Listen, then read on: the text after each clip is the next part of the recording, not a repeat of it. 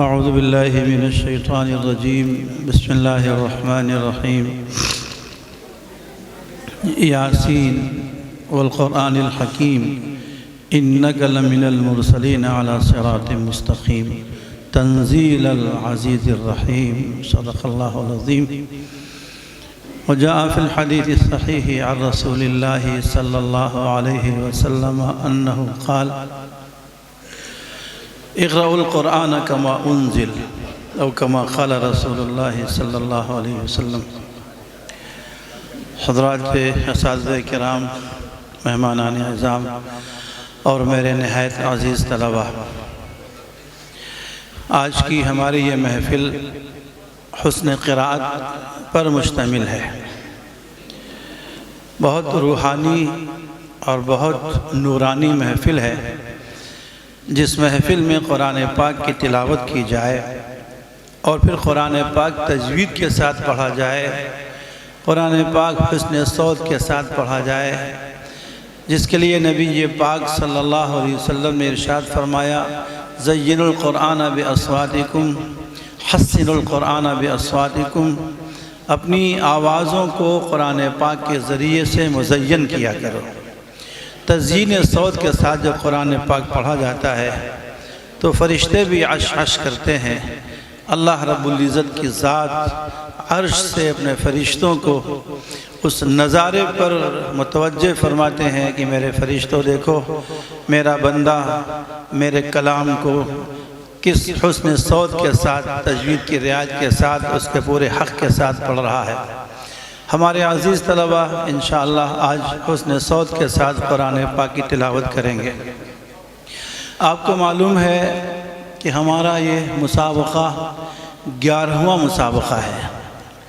الحمدللہ ہمارے آج کے اور کل کے ہونے والے مسابقے کے کنوینر محترم جناب قاری خورشید عالم صاحب ہیں، اور آپ کے چھوٹے بھائی ہمارے مولانا عزیر عالم صاحب، جن کی مہینوں کی تگ و دو کے نتیجے میں آج کی یہ محفل اور کل کی محفل منعقد ہو رہی ہے۔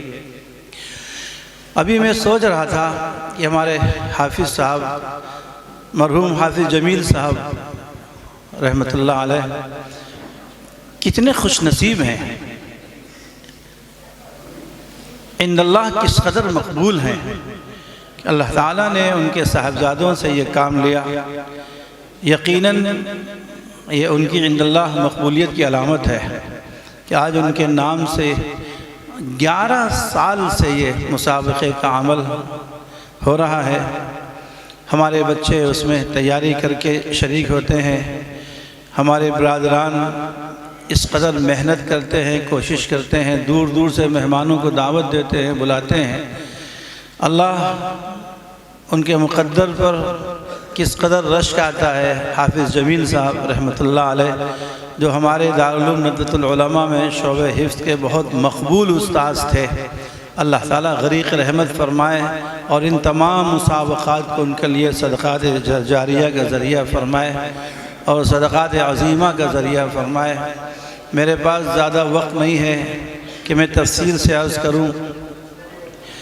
میں چاہتا ہوں کہ اپنے اس مسابقے کو جلدی سے شروع کر دوں۔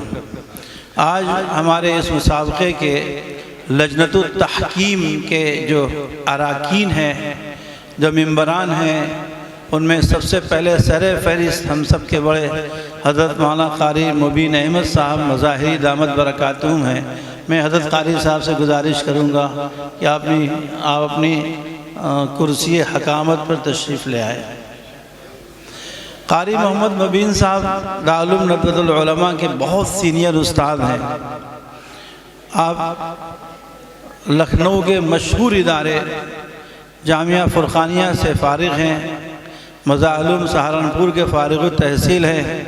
ہزاروں مسابقات میں حکم کی حیثیت سے آپ تشریف لے جا چکے ہیں۔